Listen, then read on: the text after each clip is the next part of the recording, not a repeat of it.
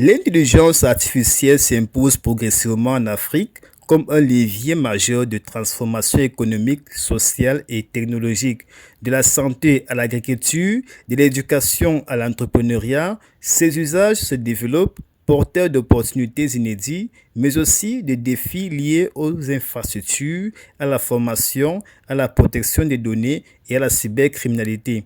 Désormais, l'enjeu n'est plus de savoir si l'Afrique doit adopter l'intelligence artificielle, mais comment l'adapter à ses réalités endogènes et à ses principes de développement.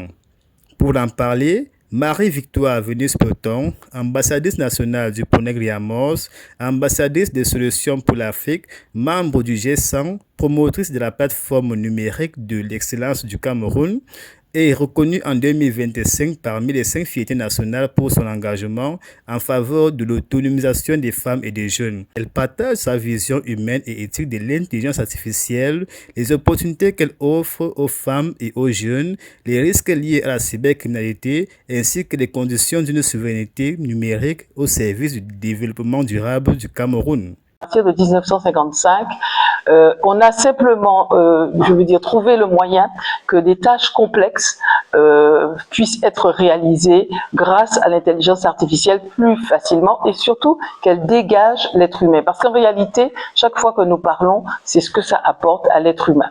Donc que ça dégage l'être humain d'un certain nombre de tâches, notamment répétitives. Alors ici au Cameroun, puisqu'il faut contextualiser, il faut savoir que justement le numérique et naturellement l'intelligence artificielle sont des moyens de pouvoir plus rapidement obtenir des activités, c'est-à-dire qu'en effet, pour accompagner ces jeunes vers leur projet de vie, leur projet d'orientation, leur projet de changement aussi d'emploi, eh bien nous sommes obligés de passer par l'intelligence artificielle qui va permettre d'augmenter plus rapidement les compétences et surtout d'arriver plus vite au but. Mais pour se servir de l'intelligence artificielle, il faut soi-même savoir exactement ce qu'on veut. Et c'est là où la sagesse divine intervient, c'est là où la formation initiale, la formation continue sont importantes, c'est là aussi où la compréhension des enjeux et des attentes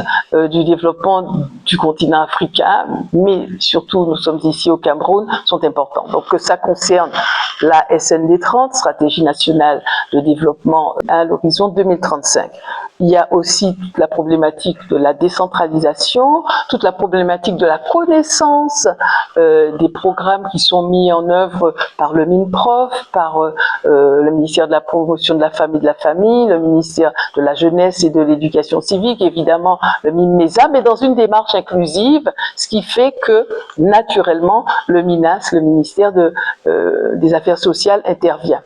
Je crois aussi que nous ne pouvons pas oublier le MINRESI, qui est le ministère de la Recherche scientifique, tout simplement parce que justement, dans innovation et dans recherche scientifique, il y a facteurs de développement. Donc, une jeune femme qui entreprend, que ce soit dans l'agriculture, que ce soit dans la créativité des vêtements. Moi, j'ai fait de l'IA à des jeunes filles et des jeunes femmes à Bafoussam, au centre de promotion de la femme. Et donc, on a fait avec des jeunes femmes qui étaient à la fois des médecins, donc qui avaient déjà quand même un contenu, bagage de formation important, et puis des couturières, en leur montrant que justement, l'intelligence artificielle, dans le cadre de leur entrepreneuriat, pouvait leur permettre de s'adapter à la clientèle. Et je crois que c'est ça qui est important, c'est s'adapter et pouvoir évaluer si justement l'objectif que nous recherchons était atteint. L'essor de l'intelligence artificielle pose aussi la question de la sécurité, de l'éthique et de la souveraineté numérique. Dans cette dernière partie, Marie-Victoire Venus-Peloton aborde les risques liés à la cybercriminalité et défend l'idée d'une IA camerounaise pensée pour protéger et valoriser les réalités locales. En effet, chacun recherche un modèle. Mais ce qui est important aussi, c'est de voir comment on peut trouver son modèle soi-même, s'approprier l'IA, l'intelligence artificielle. Parce que justement, l'éthique dans l'intelligence artificielle, c'est très important. le travail avec les organisations professionnelles, avec les organisations, montre bien que justement l'éthique est hyper important et qu'il faut vraiment se servir de l'intelligence artificielle quand on sait bien ce qu'on veut. Justement, dans la plateforme numérique de l'excellence, elle peut être utilisée hors ligne. On vient, on charge son contenu et après on peut aller, même s'il n'y a plus de réseau. Or, vous savez bien que notre souci, c'est quand même aussi la connectivité. Moi, je suis invitée à participer très prochainement, comment dirais-je, au sommet qui va se trouver en Inde au mois de février, le sommet international sur l'intelligence artificielle, pour justement l'éthique dans l'intelligence artificielle. Le fait qu'on a l'impression que l'intelligence artificielle va remplacer notre cerveau, c'est quand même nous qui demandons à l'intelligence artificielle de nous accompagner. Et vous dire que grâce à l'intelligence artificielle, quand même, en termes de sécurité de notre territoire, nous arrivons quand même à obtenir une situation qui est extrêmement bien maîtrisée, en tout cas de mieux en mieux maîtrisée. Mais il y a également le fait qu'en termes de formation, en termes d'accompagnement, l'intelligence artificielle est utile.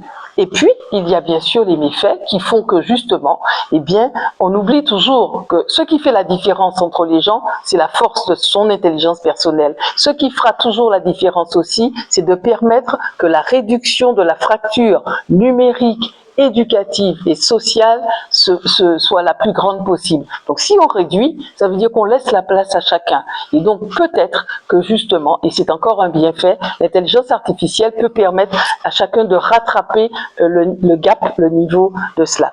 Les méfaits, ce sont toutes les attaques cybersécurité.